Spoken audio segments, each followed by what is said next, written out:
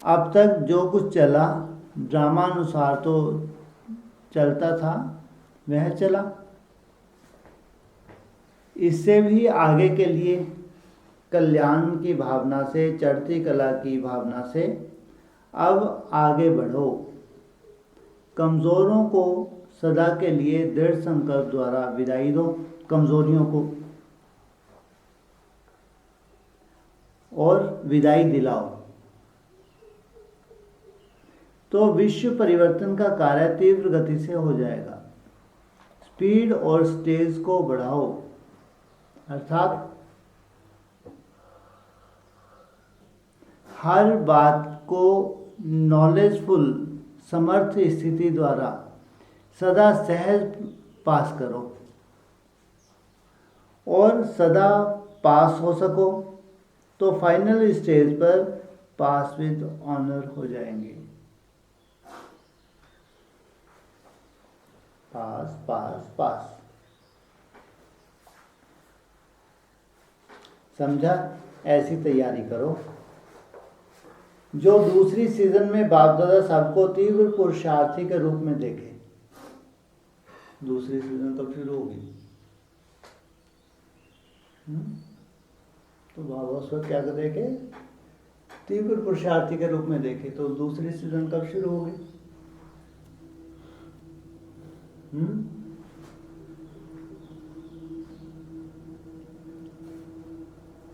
तब तक तीव्र पुरुषार्थी बनना है। कब शुरू होगी दूसरी सीजन? 14 मास के बाद। 14 मास के बाद। अच्छा। और माउंट आबू में दूसरी सीजन में कितने समय के बाद शुरू होती है? 1 साल। 1 साल बाद? कब शुरू होती है? वो खत्म कब होती है सीजन? कौन से महीने में लगभग खत्म हो जाती है?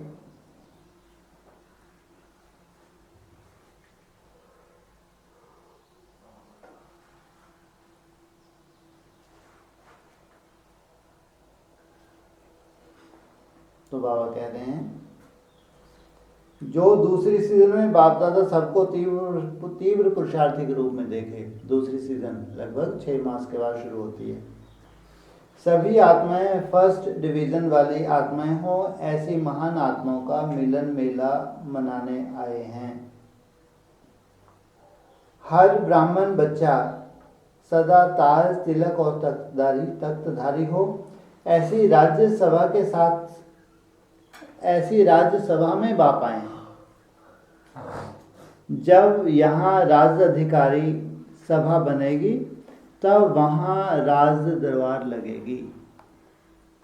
शूटिंग कहाँ से होगी? निमंत्रण दिया जाता है तो विशेष आत्माओं के लिए विशेष स्टेज तैयार करनी पड़ती है। तो बाप दादा को भी फिर आने का निमंत्रण देते हो तो हर एक प्रैक्टिकल संपूर्ण स्टेज तैयार करेंगे, तब तो बाप दादा आएंगे। लो क्या कहा? कब आएंगे बाप दादा? संपूर्ण स्टेज तैयार करेंगे तब बाप दादा आएंगे। हर एक प्रैक्टिकल संपूर्ण स्टेज।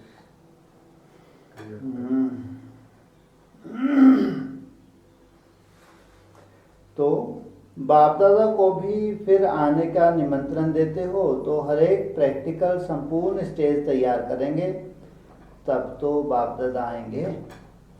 इसलिए हर एक दो से श्रेष्ठ व सुंदर स्टेज तैयार करो। अच्छा, अब देखेंगे कौन सा जोन नंबर 1 लेता है।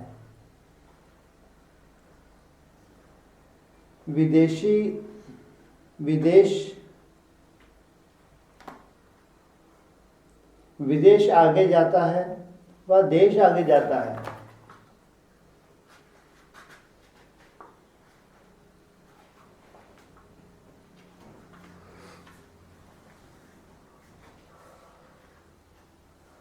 अच्छा, ऐसे सदा विश्व कल्याणकारी सब सर्व प्रति रहम दिल, सदा शुभ चिंतन में रहने वाले और सदा शुभ चिंतक बनने वाले, हर आत्मा में हिम्मत और उल्लास दिखाने वाले, ऐसे सदा राज अधिकारी, सर्व को सदा संपन्न बनाने वाले समर्थ आत्माओं को बाप दादा का याद प्यार और नमस्ते। टीचर से मुलाकात है। सेवा का भाग्य प्राप्त आत्माएं हो,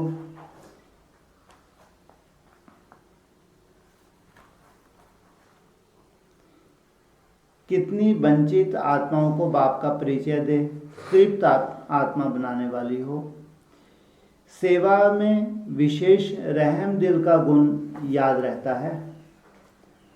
रहम दिल बाप के बच्चे रहम दिल बन सेवा करते हो, सफलता बहुत निकलती है, तो अभी बाप समान रहम दिल हो। अज्ञानी आत्माओं के प्रति तरस पड़ता है। सदा संपन्न मूर्तबान वरदानी और महादानी बनो, कमजोर आत्माओं को भविष्य के लिए आगे बढ़ाओ, संपन्न मूर्त बन सेवा करो। अच्छा, 43वीं शिव जयंती महा उत्सव मनाने संबंधित अव्यक्त बाप दादा का संदेश। कितना नंबर? कितनी शिव जयंती? 43। पहली कब हुई?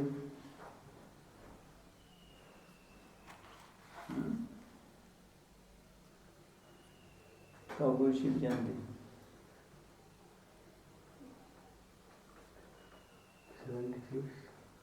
77 बाप की प्रत्यक्षता हुई, वहां से जोड़ दो 42 43। इस शिवरात्रि पर बाप को प्रत्यक्ष करने का कार्य करना है। अथॉरिटी से निर्भय हो वास्तविक परिचय देना है। इस शिवरात्रि उत्सव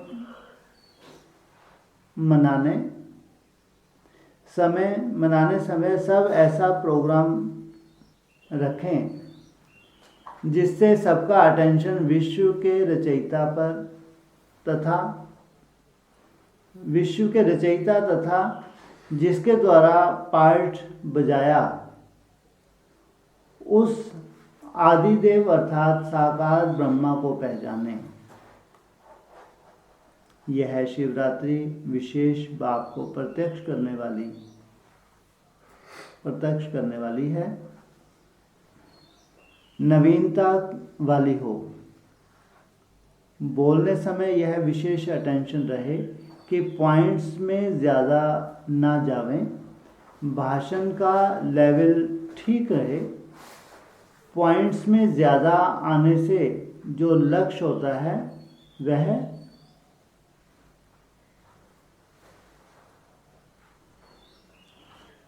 खत्म हो जाता है। ज़्यादा वाचा में आने से क्या होता है, जो मेन लक्ष्य होता है वो मिस हो जाता है। भाषण में शब्द कम हो लेकिन ऐसे शक्तिशाली हो। इसके लिए अभी तुमने क्या बोला है, 2 घंटे का भाषण। हाँ, कितनी देर की?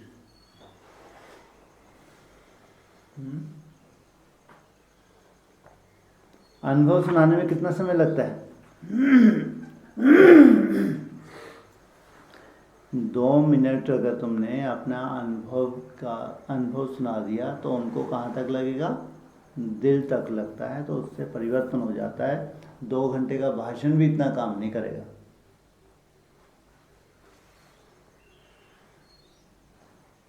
तो बाबा ने कहा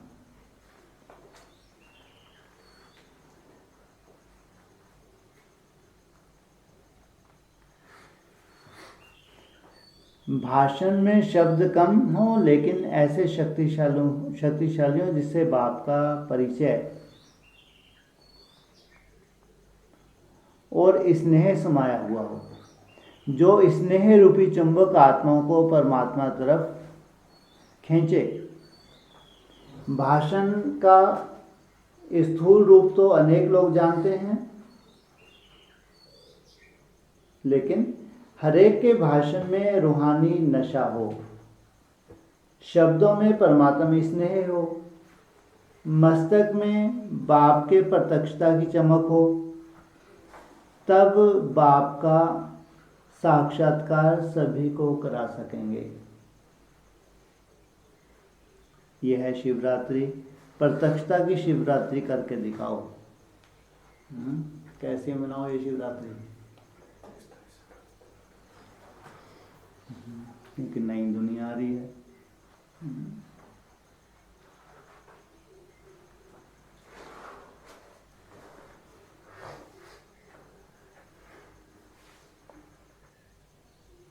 सबका अटेंशन जाए, यह कौन है और किसके प्रति संबंध जोड़ने वाले हैं। सब अनुभव करें कि जो आवश्यकता है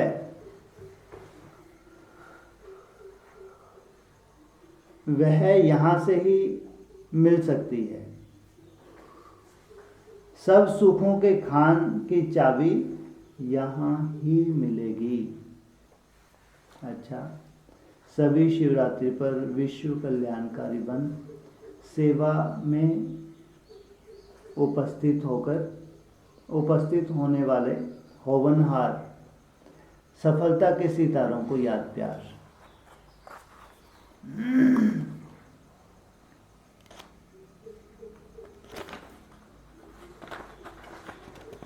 पार्टियों से मुलाकात है। पहला है स्वयं स्थिति की सीट पर रहने से परिस्थितियों पर विजय। सदा मास्टर सर्वशक्तिवान की स्थिति में स्थित हो, हर प्रकार की परिस्थितियों के ऊपर विजयी रहते हो। जब तक स्वयं स्थिति शक्तिशाली नहीं होगी तो परिस्थिति के ऊपर विजय नहीं होगी। क्या आधार बताया परिस्थितियों पर विजय प्राप्त करने का?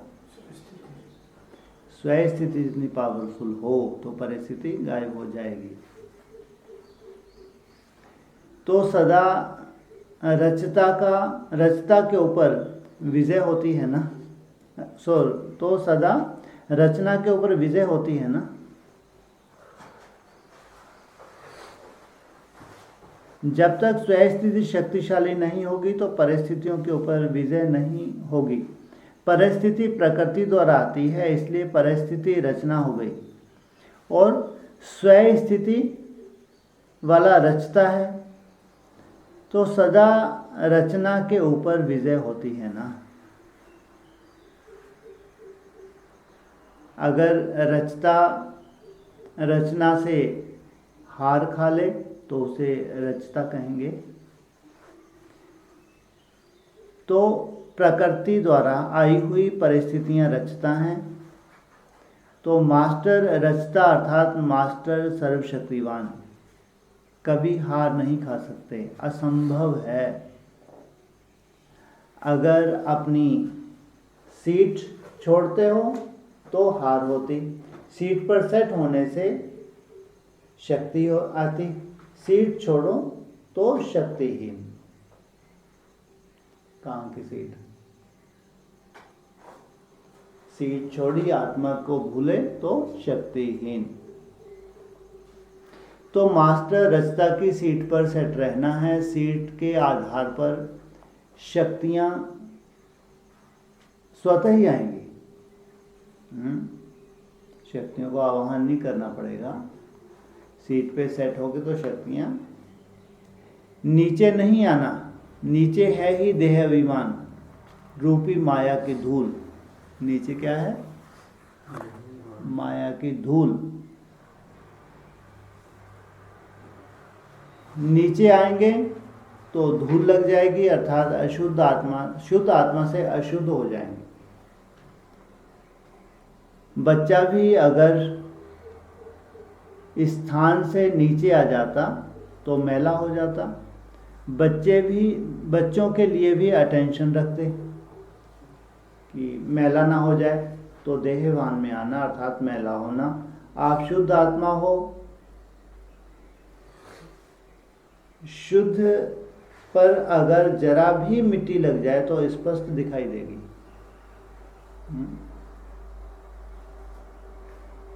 जरा भी देह अभिमान की मैल आप शुद्ध आत्माओं को स्पष्ट दिखाई देगी। बार बार देह अभिमान में आना अर्थात मिट्टी में खेलना व मिट्टी खाना, तो ऐसे तो नहीं होना। कभी पिछले संस्कार तो नहीं आ जाते। जब मर्जीवा हो गए तो पिछला खत्म हुआ। मर्जीवा अर्थात ब्राह्मण जीवन। ब्राह्मण कभी मिट्टी से नहीं खेलते। यह तो शूद्रपन की बातें हैं। तो सदा बाप की याद की गोद में रहें। याद ही याद है। लाडले बच्चों को माँ बाप गोद में रखते हैं, मिट्टी में नहीं जाने देते। तो आप भी लाडले बच्चे हो ना, तो मिट्टी में नहीं खेल सकते। रत्नों से खेलते रहो, मिट्टी से खेलने वाले बाप के बच्चे नहीं हो सकते। रॉयल बाप के बच्चे मिट्टी से नहीं खेलते। तो सब में बड़े से बड़ा बाप के बच्चे सदा ज्ञान रत्नों से खेलने वाली श्रेष्ठ आत्माएं ऐसे होना। वैसे तो परिस्थिति हो, लेकिन सदा बाप का साथ स्मृति में रहे तो मायाजीत बाप को साथी बनाने से विजय रत्न बन जाएंगे। बाप का साथ याद रहे तो सदा खुश और सदा निर्विघ्न रहेंगे।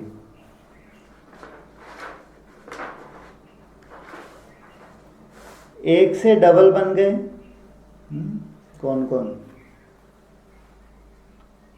एक से डबल बन गए कौन कौन?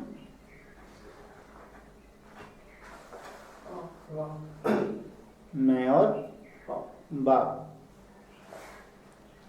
तो सदा रहमदिल रहेंगे, निर्भय रहेंगे। ज्ञान बाप के